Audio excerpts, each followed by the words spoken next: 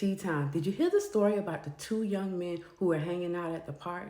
Well, both of these men were homeless, but they always vowed to look out for each other. Well, one of them says to the other, hey, I got something I want to show you. Come on. And he pulls them over to this little spot in the park that's kind of secluded. It has a bench, some bushes, and it overlooks where the kids play.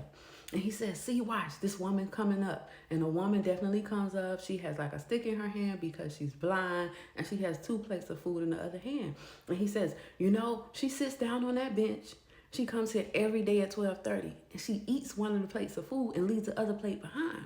So if you wait, you can get the other plate of food and it's good. And he was like, oh yeah? She's like, yeah. He said, I don't have time to wait today. I got something to do. But you can get that food or you can come back tomorrow if you have time. He's like, okay.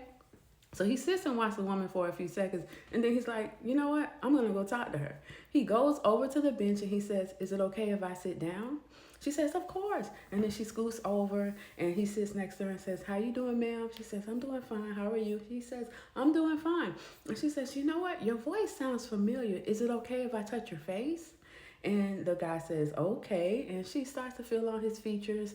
And she's like, oh, you remind me of somebody. And he said, I doubt it because I'm homeless. And she says, how did you end up homeless?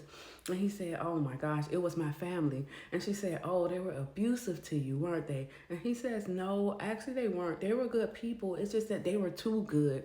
Every time I tried to do something, I was failing. And they weren't. They were very successful. I ended up feeling like I was embarrassment. Like they was just hating me because I couldn't do anything right. So I ran away.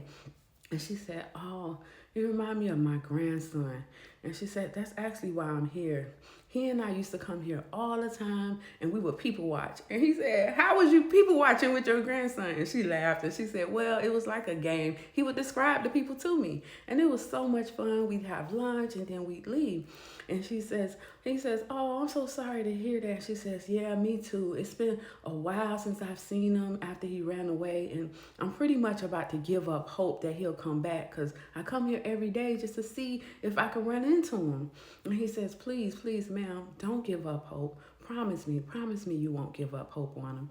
And then she says, I promise you I won't give up hope if you promise me one thing. And he says, what's that? And she says, would you please call your parents and tell them that you're okay? At the very least, I know they're worried about you, but I'm sure they want to see you. They want you back in their lives. And he pauses, and he looks at her, and he says, I'll do that. And she says, okay. And she reaches over for the food and she says, you want to eat with me? She gives him a plate and they start eating. Okay, he says goodbye to her and he gets up and walks off. He's feeling smiling and happy and he decides in his mind he's going to actually call his parents. He ends up running to another friend and the friend is like, hey, what you got going on? And he's like, I think I'm going to call my family today and see what's going on with them. And the friend looks surprised and is like, okay, good luck with that. And he starts to walk away and he says, wait a minute, let me tell you about this woman. She's a really nice older lady. She sits over there on that bench. She comes at 12:30 every day.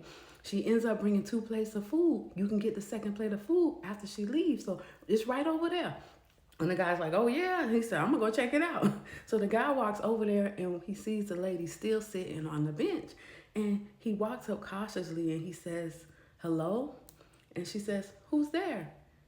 And he looks at her and says, hey, grandma.